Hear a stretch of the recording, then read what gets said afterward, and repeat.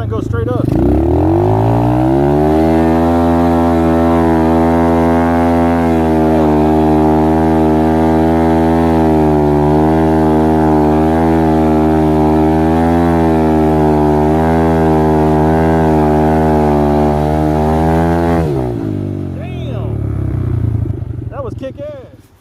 Time for another bike run. 2024. That's my New Year's resolution, is ride as much as I can and don't crash. Sounds like a good resolution, huh?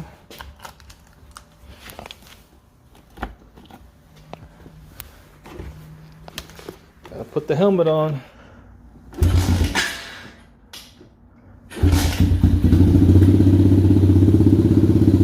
That's 2 kicks and no choke.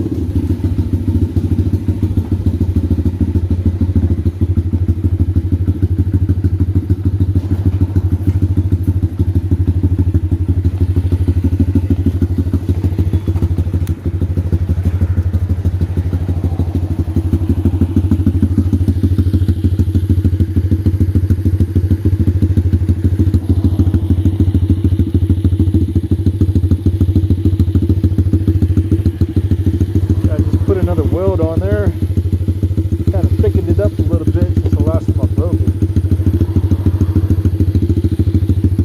The tires don't look too bad. I mean, I got a year's use out of them, and they still got another year at least. I had just put this thing on because it didn't come with no rubber or nothing. So when you had it right there, making like this metal on metal sound, like jittering, it drove me crazy. All this is a shrink hose for electrical wire. So you just put it on there and light it up with a lighter. Now it doesn't hit. That worked out, actually worked out pretty good.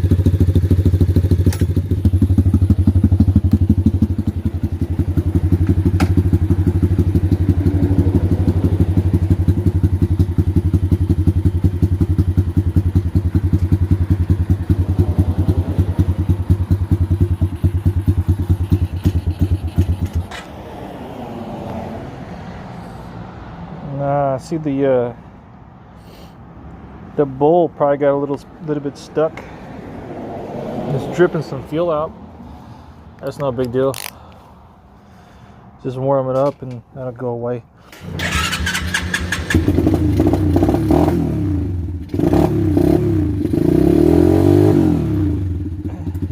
That's how electric start helps out a lot. When it chokes or when it gets flooded, just crank on it like crazy.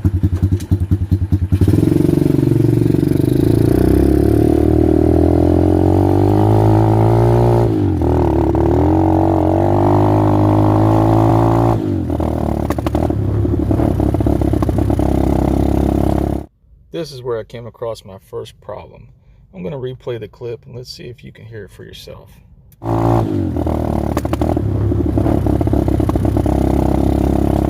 Now at first you would think this is an idle air adjustment screw out of spec, but really it's an ignition issue.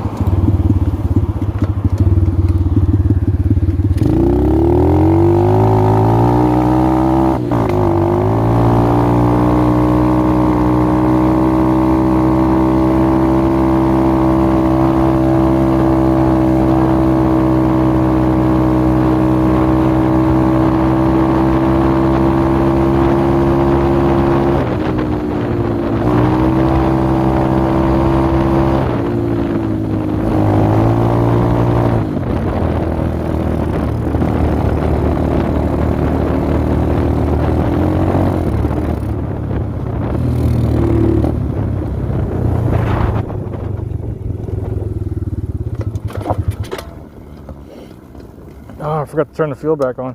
It's running kind of weird because I put a different spark plug in there, and it's actually a what you call it, One of those good spark plugs. I forgot the name of it. And I took the stock plug back. I took the stock plug out, thinking that this name brand one would run good. It's kind of running shittier.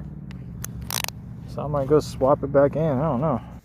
So this is where diagnosing an issue while you're on a trail can be hectic, even for the trained rider or the seasoned rider, because you're on the trail, you're not expecting it, it happens, and you just think the worst scenario. It must be the part that I just replaced. By the way, the part that I replaced was an NGK spark plug, and it happened not to be the spark plug at all. We'll find out here in a little bit what exactly the problem is.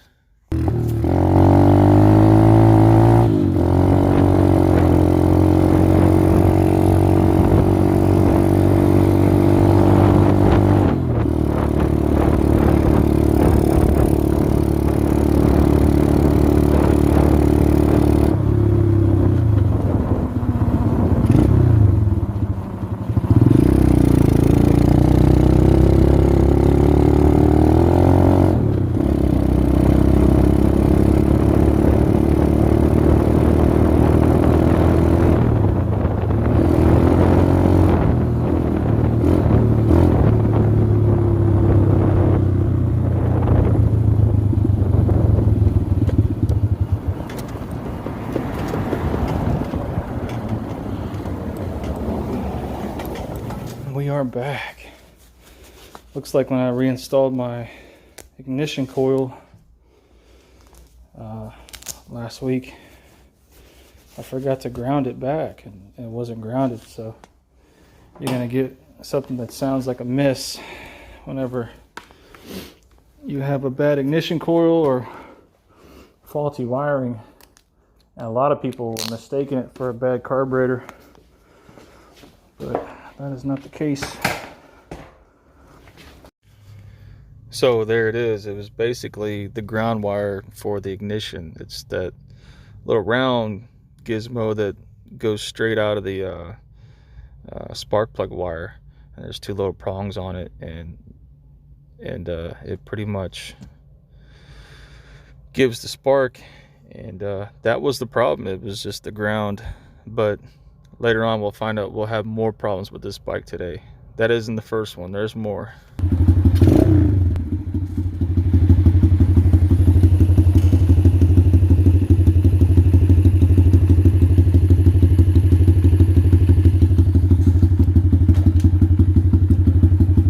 Let's give it another try.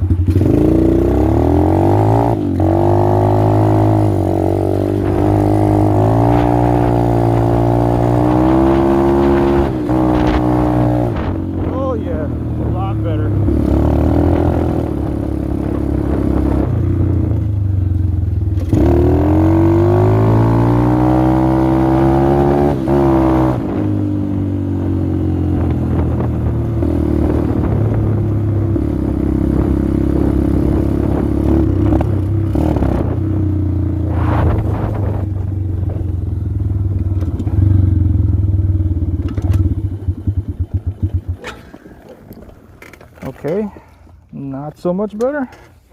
Something's going on with this carburetor, man. I just can't have fun today. It is just blowing fuel like crazy. So now I come across my second problem, and that's the carburetor bowl is overfilling. Basically, the float isn't reaching the top and shutting off the fuel. This could be due to it just being gummy and not sealing correctly. It could be the little spring-loaded pin in there that the float pushes up. There could be some junk stuck in there. All I know is that I've been running ethanol gas in this thing for the past 9 months, and no problem at all. I would always flush out the bowl after every ride. And now I go and put some ethanol-free gasoline in there, and it starts acting funny. So who knows what the problem is.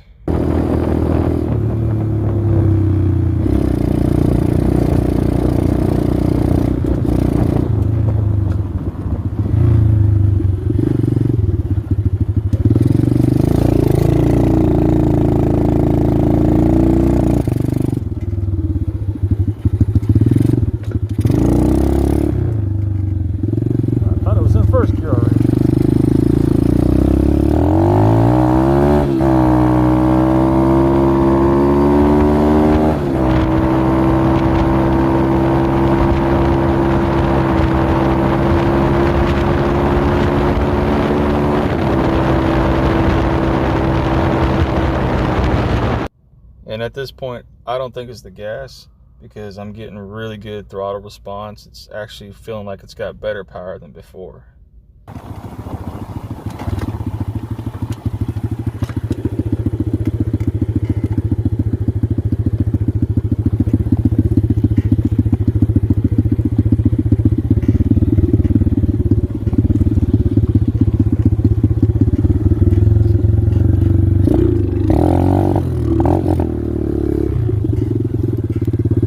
Funny, when the carb starts acting like that, I gotta shut it off.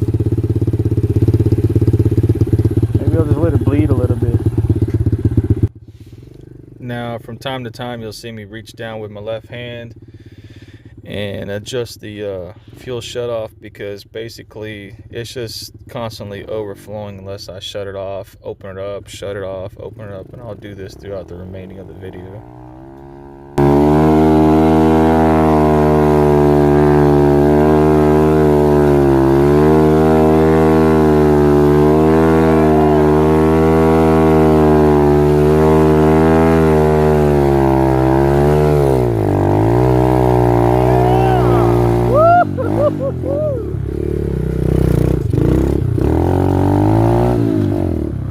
I don't know if you could tell, but it was really muddy down there. Really muddy. That was fun, man.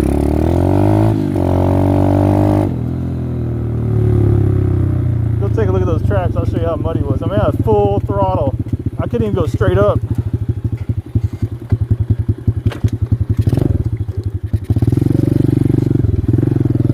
Look at that. Look at that trail. Man, it's been raining for 3 days out here. You come down here in a pickup truck, I don't care what kind of four-wheel drive you got, it better be a damn moon buggy, because you ain't getting out of here. Let's try that again.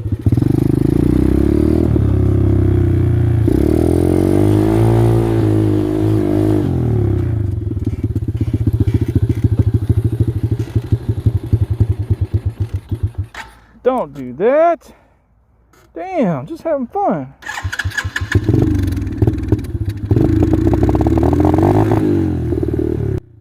Now, I use the kickstart on this the majority of the time that I ride it. You just get on, kick it 1 or 2 times, and it starts right up. But during applications like this, where it's constantly failing, that push button start really helps out.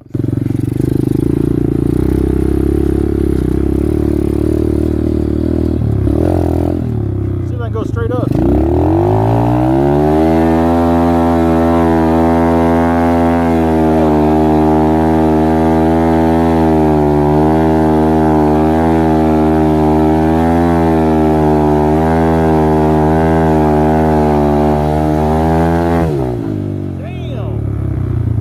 That was kick ass.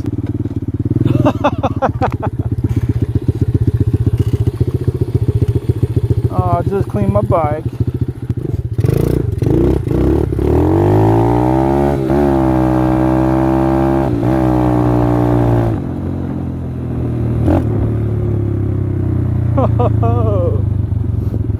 Too much fun, man.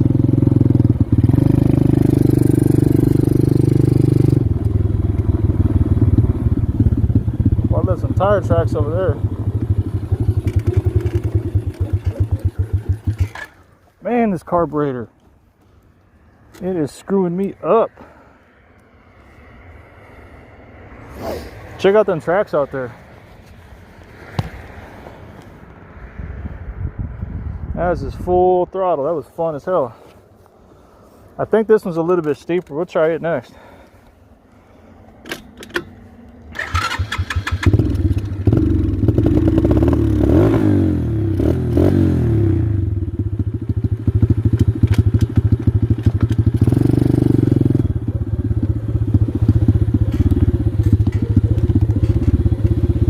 This side's a little bit steeper. I don't know. Well, it's pretty just about as wet.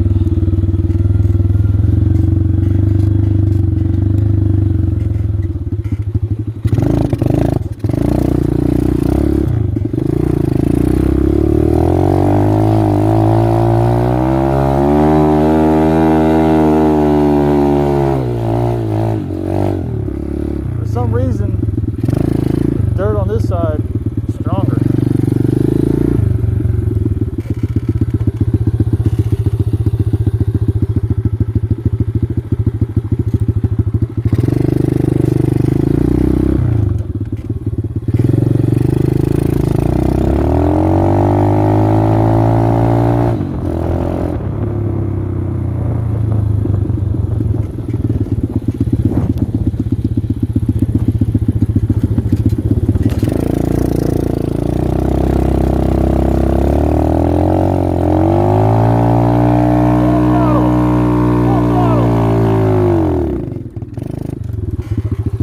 Gas.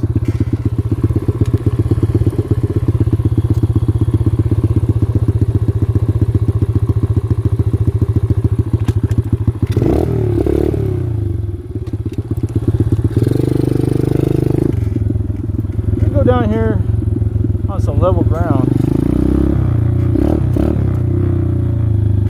I don't know why my damn carburetor is acting like this.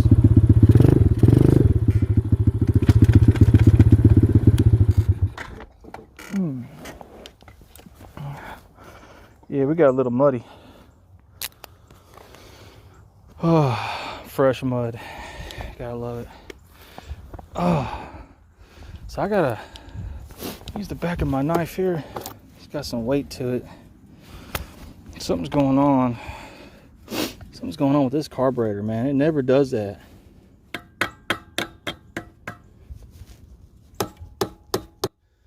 So the whole reason behind getting something heavy and tapping the bottom of the carburetor is because that's where the float lies. And maybe if you're lucky, you can tap it and loosen it and it'll float back up. But most of the time it never works, but it's always worth trying. The bleeder valve, or the shut-off valve all the way. Look, okay, you see the gas coming in? Right there. Look, now it's gonna come out. Damn. What is up with that shit, man? I know it's the float bowl, but why? I mean, I've been running a whole year. A whole freaking year. Now the carburetor is designed to drain like this if the bowl overfills, because what you don't want to happen is that it overfills and it starts filling up into the intake and down into the top of the motor. That's really bad, because now you're washing out your cylinder with gasoline, and you wash your cylinder out with gasoline enough and you won't have a cylinder anymore.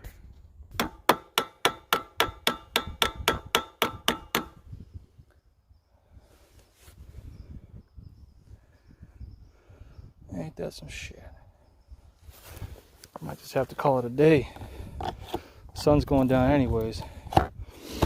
Well, oh, now my knife don't work? Come on, man. There it goes.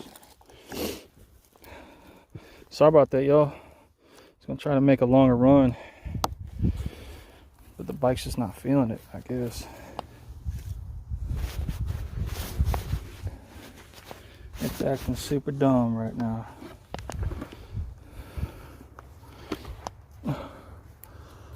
Try to get home before I leave a trail of gasoline on the floor.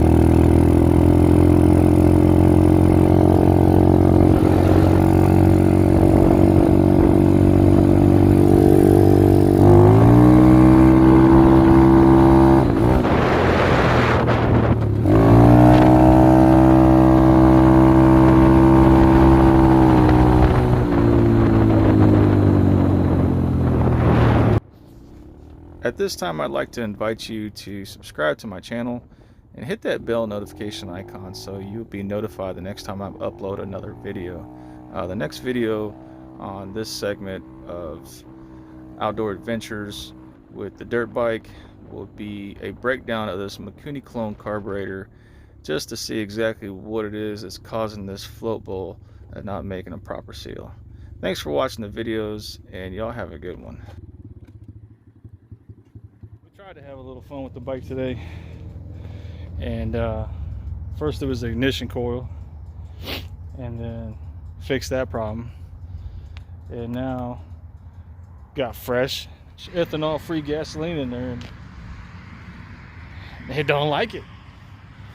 So imagine that. We'll be back again, y'all. Y'all have a good one. And man, it's a beautiful sky coming down too. Like I said, we'll be back again with another run on the X Pro. Man, I just got it clean too. Golly, it's all muddy. I'm gonna get to washing this stuff before it gets hard. It'll come off pretty easy. Hey, y'all have a good one. Take it easy. Be safe out there.